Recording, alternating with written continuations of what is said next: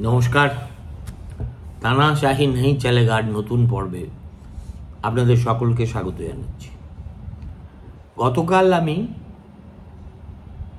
ওয়াশিংটনে হোয়াইট হাউসে Nixon, Kissinger এবং নতুন সেক্রেটারি অফ স্টেট রজার্সের এই তিনজনের কথোপকথনের মাঝপথে থেমে গিয়েছিল। কিন্তু এই কথোপকথনে খুবই প্রাসঙ্গিকভাবে পশ্চিমবঙ্গের প্রসঙ্গ উঠেছিল। ওঠাটা স্বাভাবিক ছিল এই কারণে যে বাংলাদেশ যুদ্ধের সময় পশ্চিমবঙ্গ ছিল ভারতের সবচেয়ে বড় আশ্রয়স্থল।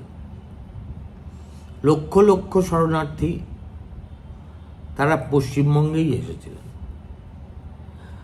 আওয়ামী লীগের প্রথম সারির অনেক নেতা সীমানা পেরিয়ে এখানে আত্মগোপন করেছিলেন। ভারতীয় সেনাবাহিনীর ইস্টার্ন কমান্ড ছিল কলকাতায়। সব মিলিয়ে বাংলাদেশে কিছু ঘটলে তার স্বাভাবিক প্রথম প্রতিক্রিয়া পশ্চিমবঙ্গে পড়বে, এতে বিস্ময়ের কিছু ছিল না। হেনরি কিসিঞ্জারের মনে হয়েছিল যে এই যে পূর্ব পাকিস্তান পশ্চিম পাকিস্তানের হাতছাড়া হয়ে গেল, তার সবচেয়ে বড় কারণ হচ্ছে অবহেলা।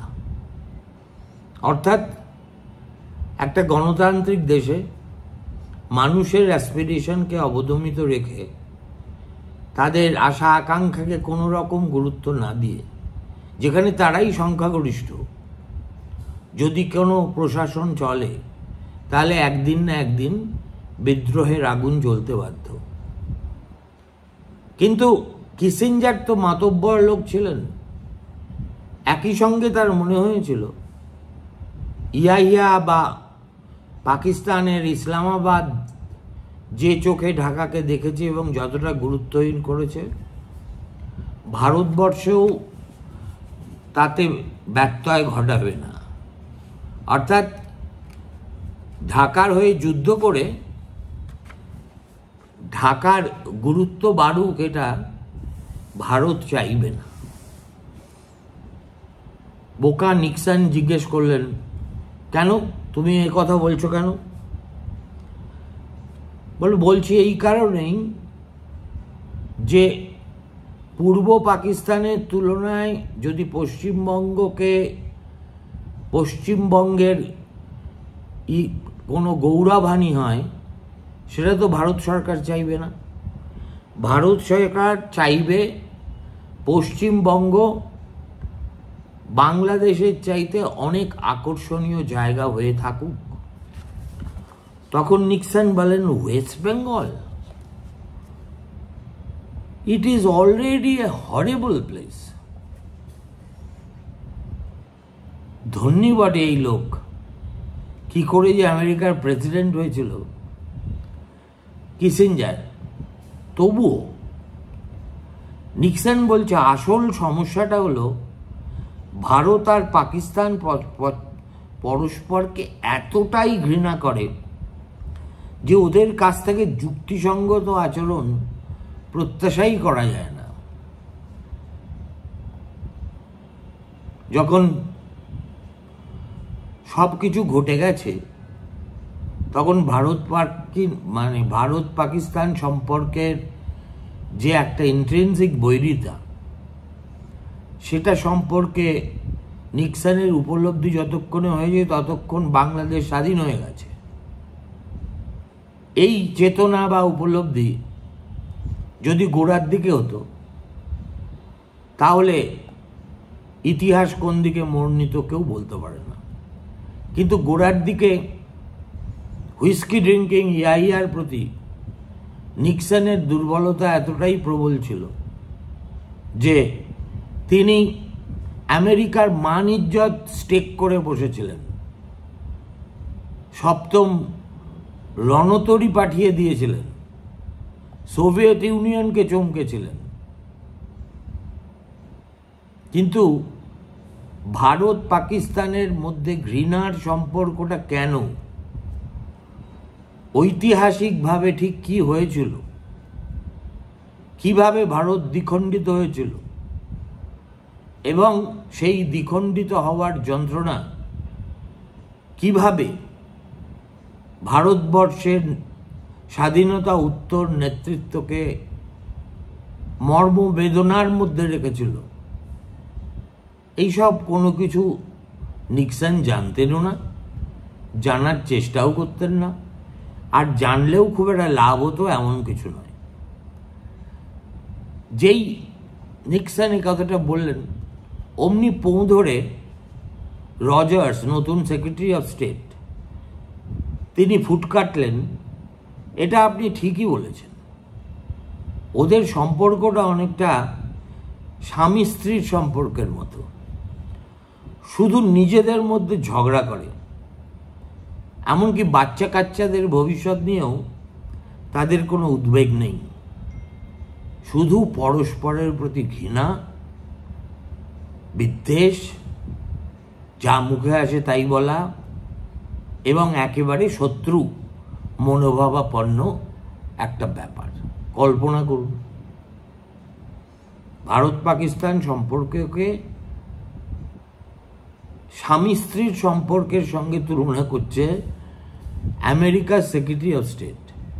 আমি জানি না তার নিজের দাম্পত্য জীবনে এটাই সত্য ছিল কিনা, কিন্তু এই কথা থেকে পরিষ্কার বোঝা যায়, না তিনি স্বামী স্ত্রীর সম্পর্ক বোঝেন, না তিনি কেন বৈরিতা সে সম্পর্কে তার প্রেসিডেন্টের মতোই মহা অজ্ঞ। সে যাই হোক, তখন নিক্সন বলছেন আবার, তবে শুনুন, ইয়া সম্পর্কে কিন্তু আমার এতটা মনে হয়নি। রজার্স: সেটা আপনি ঠিকই বলেছেন। নিক্সন: কিন্তু তাই বলে ভুট্টো? এবার কি হবে? ভুট্টো লোকটা কিন্তু খুব বাজে। ততদিনে আলোচনাটা ঘুরে গেছে পশ্চিম পাকিস্তানে পোস্ট ইয়াহিয়া জমানা কি হবে, তার চরিত্র কি হবে, কার হাতে চলে যাবে প্রশাসন ইত্যাদি নিয়ে।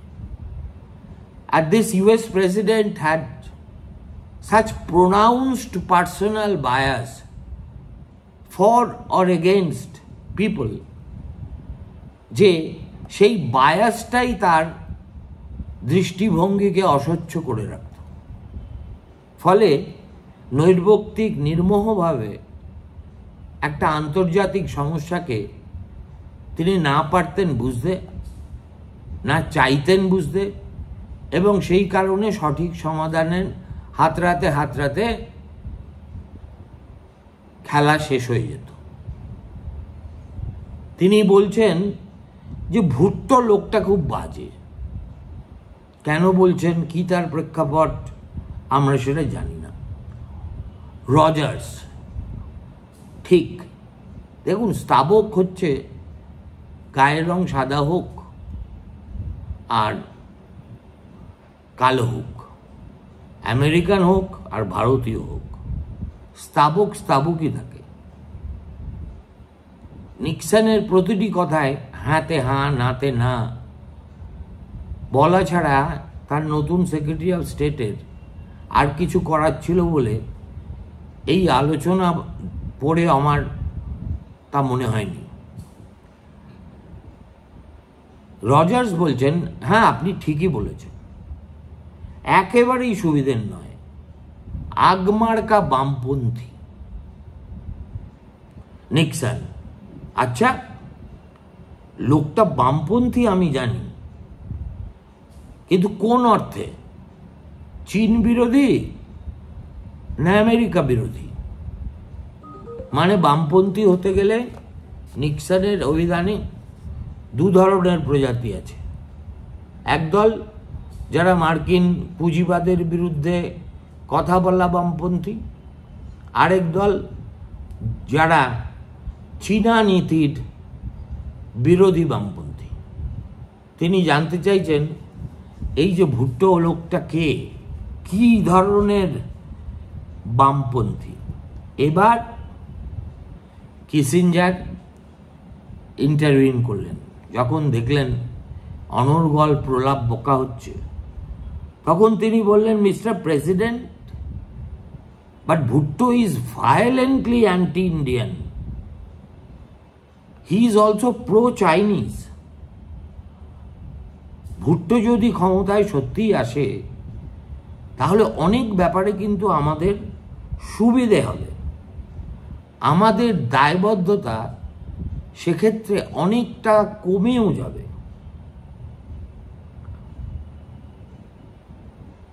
নিক্সন জিজ্ঞেস করছে, will Bhutto make a deal with this Mujib guy?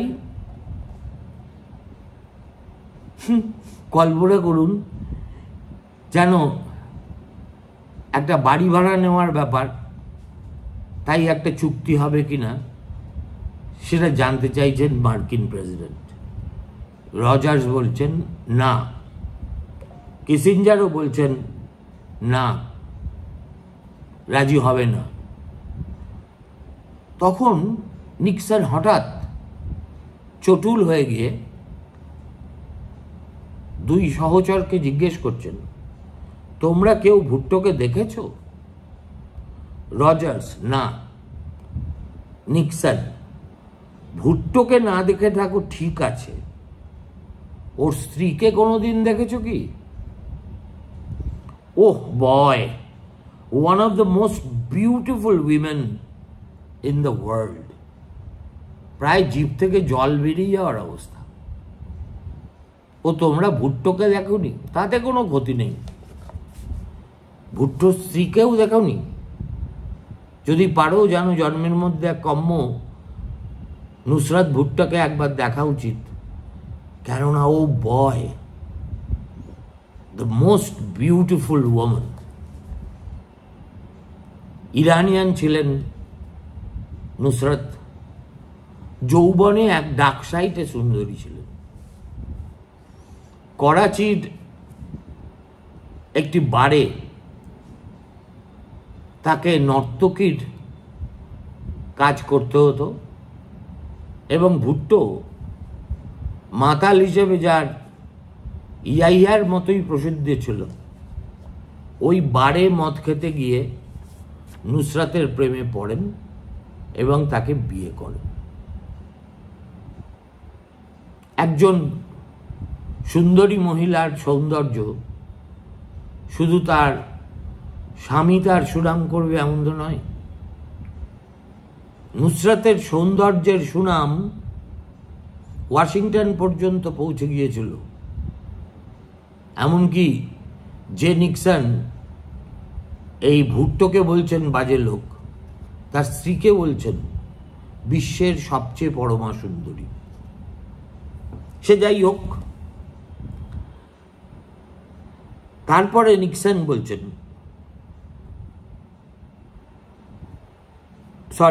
Kissinger বলছেন, মিস্টার প্রেসিডেন্ট, সেটা অনেক কিছুর উপর নির্ভর করে। পাকিস্তান যদি ঐক্যবদ্ধই থাকতে পারে তাহলে ভুট্টো কিছুতেই মুজিবকে মেনে নেবে না। ভুট্টোর ভয় মুজিব প্রধানমন্ত্রিত্ব দাবি করতে পারে, তার মানে তখনও চূড়ান্ত ফয়সালা হয়নি।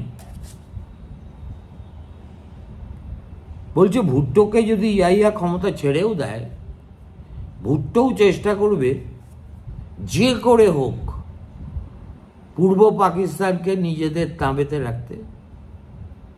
আদারওয়াইজ মুজিবের সঙ্গে ডিল করা মানে হচ্ছে তাকে প্রধানমন্ত্রীর পদটি ছেড়ে দেওয়া, যেটা থেকে মুজিবকে বঞ্চিত করা হয়েছিল বলেই আন্দোলনের সূত্রপাত এবং এত কাণ্ড কারখানা। নিক্সন, তা ঠিক, কিন্তু যদি পূর্ব পাকিস্তান আলাদা হয়ে যায় তাহলে ভুট্টো আসতে পারে ইয়াহিয়ার জায়গায়।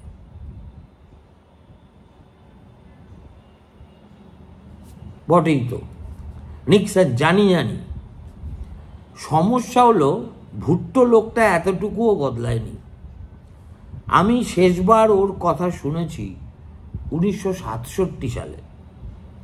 শুনেছি that son of a bitch is a total demagogue.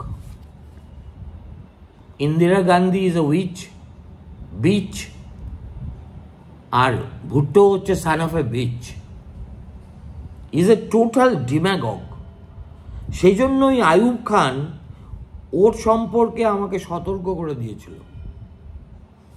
Ayub ভালো মানুষ চিনতে পারত। This Bhutto fellow is just bad news. Kissinger, আসল কথাটা হলো মিস্টার প্রেসিডেন্ট, পাকিস্তান আজ একেবারে কোণঠাসা। গোটা বিশ্ব ওদের বিরুদ্ধে। ভারত বুঝতে পারছে শত্রুকে শায়েস্তা করার এত বড় সুযোগ আগামী 100 বছরে আসবে না। কিন্তু আমাদের রেকর্ড নিয়ে কেউ প্রশ্ন তুলতে পারবে না। তা সে শরণার্থীদের সমস্যা হোক, পূর্ব পাকিস্তানে ত্রাণ পাঠানো হোক, কিংবা রাজনৈতিক সমাধানের জন্য সঠিক দিশায় এগিয়ে যাওয়াই হোক। We are the only ones that pass that test. Kissinger শুধু স্বদেশের মহিমা ছাড়া আর কিছু জানতেন না। তিনি এমনভাবে প্রেসিডেন্টের কাছে গোটা বিষয়টা পেশ করছেন যে যাই হোক, চুলোয় দৌড়ে যাক, ভারত পাকিস্তানের ব্যাপার। কিন্তু আমরা যেভাবে পা ফেলেছি, যেভাবে আমাদের তরফ থেকে চেষ্টা করেছি, তাতে পাকিস্তানের প্রতি যারা বিরূপ, তারা সবাই আমাদের প্রতি যে বিরূপ হবে এ কথা মনে করার কোনো কারণ নেই। তারপর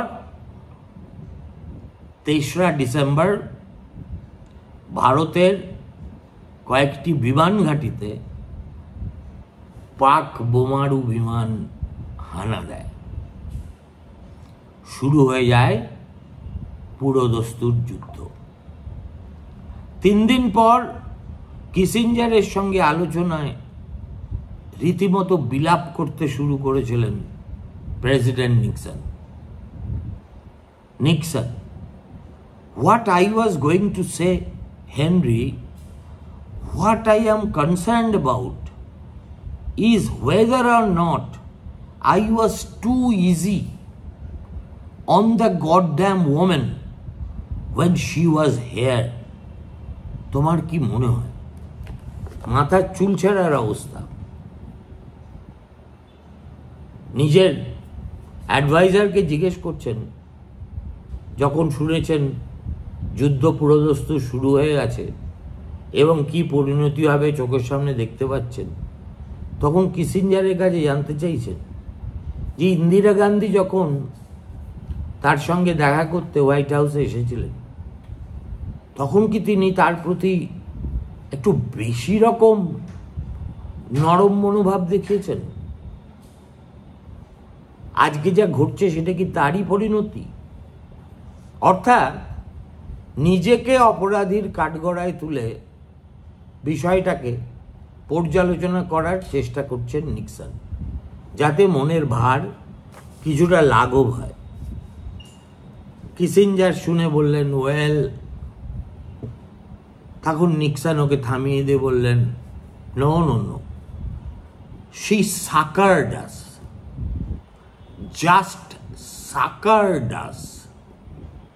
কিসিঞ্জার, আপনি যখন এই প্রশ্নটি তুলেছেন তখন আমার উত্তর হবে এইরকম, আমরা আপনাকে যেরকম সুপারিশ করেছিলাম আপনি সেভাবেই চলেছেন। অর্থাৎ প্রভুভক্ত হনুমানের মতো কিসিঞ্জার এই যে মার্কিন বেইজ্জতি বা ইন্দিরা গান্ধীর সঙ্গে আদর্শ আচরণ কি হওয়া উচিত ছিল সেই সিদ্ধান্ত নিরূপণের জন্য একতরফাভাবে প্রেসিডেন্টকে দায়ী করছেন না। তিনি গোটা জিনিসটাকে তাদের একটা সম্মিলিত প্রয়াস বলেই মনে করছেন এবং প্রেসিডেন্টকে এই বলে আশ্বস্ত করছেন যে আপনি তো যা করেছেন সেটা নিজের ইচ্ছায় করেননি, আমরা বলেছি বলেই না করেছেন। সুতরাং আপনি কেন নিজে এখন এইভাবে মনস্তাপ করছেন? নিক্সন সেটা ঠিক, তবে কি জানো, এখন কেবলই ভাবছি সেদিন আমি যদি একটু কড়া হতাম, কিসিঞ্জার, আমরাই আপনাকে পরামর্শ দিয়েছিলাম ইন্দিরা গান্ধীকে অজুহাত খুঁজে পাওয়ার অবকাশ দেবেন না। তবে এখন মনে হচ্ছে আপনাকে আমরা উল্টো পরামর্শও দিতে পারতাম, টু ব্রুটালাইজ হার প্রাইভেটলি। আপনি মহিলাকে বলতে পারতেন উনি যদি যুদ্ধে যান তাহলে অন্তত 5 বছরের জন্য আমেরিকাকে তাদের ভুলে যেতে হবে, আর আমরাও ক্রমাগত চেষ্টা চালিয়ে যাব ভারতের ক্ষতি করার। চোর পালালে এত বুদ্ধি বাড়ে। যখন সবকিছু শেষ হওয়ার মুখে তখন কিসিঞ্জার বলছেন, হ্যাঁ আপনি যখন বলছেন এখন আমার মনে হচ্ছে আমরা উল্টোটাও বলতে পারতাম। আমরা বলতে পারতাম আপনার সঙ্গে যে গোপন ব্যক্তিগত যে বৈঠক হবে সেখানে আপনি একেবারে উত্তম মধ্যম দিয়ে কথা বলুন যে ভারত যদি যুদ্ধ করার দুঃসাহস দেখায় তাহলে আগামী 5 বছরের জন্য ওয়াশিংটনের সঙ্গে তার কোনো সম্পর্ক থাকবে না, আর ওয়াশিংটন ঘোষণা করে ভারতের পিছনে লাগবে। সেই মৌকা তো হাতছাড়া হয়ে গেছে। পাখি কবে উড়ে দিল্লি চলে এসেছেন, যুদ্ধ শুরু হয়ে গেছে, ঢাকা পতনের আর কয়েকটি প্রহর মাত্র অপেক্ষা। এখন এই সব কথা বলে নিজেদের পিঠ নিজেরাই চাপড়ানো ছাড়া আর কোনো উদ্দেশ্য অবশ্যই সাধিত হয়নি। নিক্সন তবুও বলে গেলেন শেষ পর্যন্ত, Henry, still I am saying that bitch suckered us.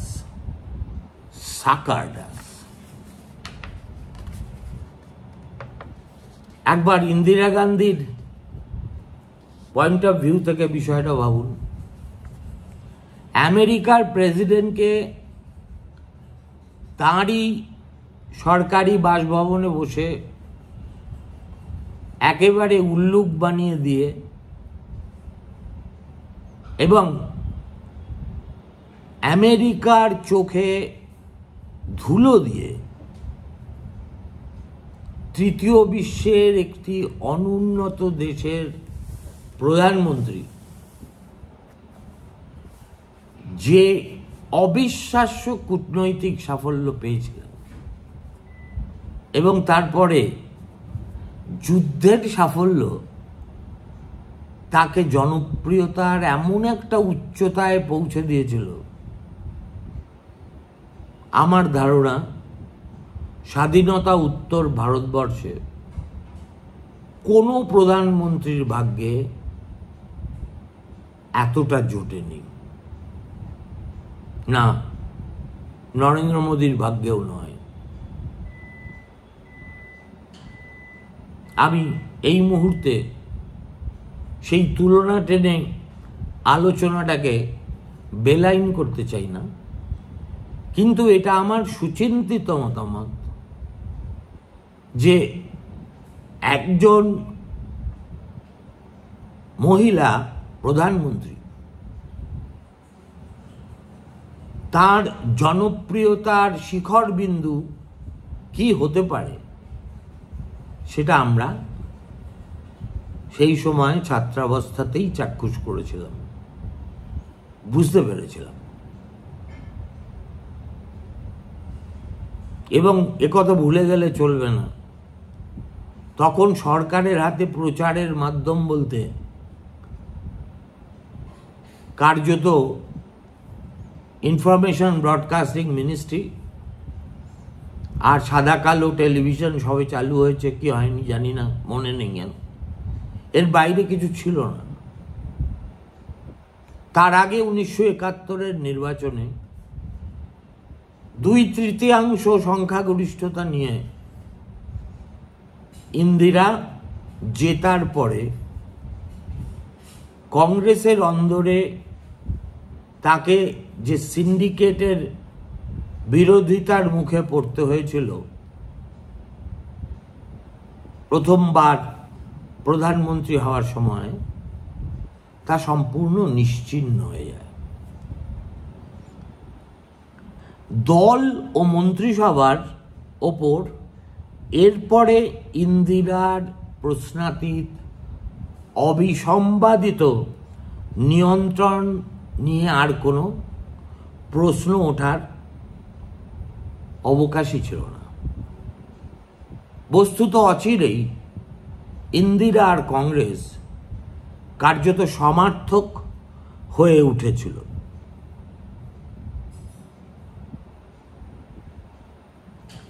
আসমুদ্র Himachal Bharat তখন মথিত হয়ে গিয়েছিল তার গরিবি হটাও স্লোগানে। সে বছর ডিসেম্বরে পাকিস্তানের বিরুদ্ধে যুদ্ধ জয় এবং স্বাধীন বাংলাদেশের জন্ম ইন্দিরার উজ্জ্বল উষ্ণিসে যোগ করেছিল সাফল্যের নতুন পালক। চোখের নিমেষে ইন্দিরা রক্তমাংসের নারী থেকে প্রায়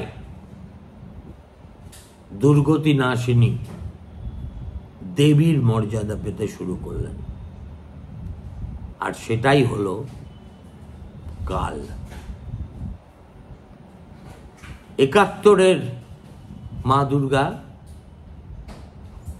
75-এ পর্যবসিত হলেন শ্রীমতী ভয়ঙ্করীতে। এমার্জেন্সির প্রেক্ষাপট ভালো করে বুঝতে গেলে এই 71 থেকে 74-এর মধ্যে ভারতবর্ষে কি হয়েছিল, কেন হয়েছিল, তার বিস্তৃত তথ্য জানা প্রয়োজন। আগামী এপিসোড থেকে আমি সেই দিকেই আলোচনাটাকে নিয়ে যাব। ভালো থাকবেন, নমস্কার।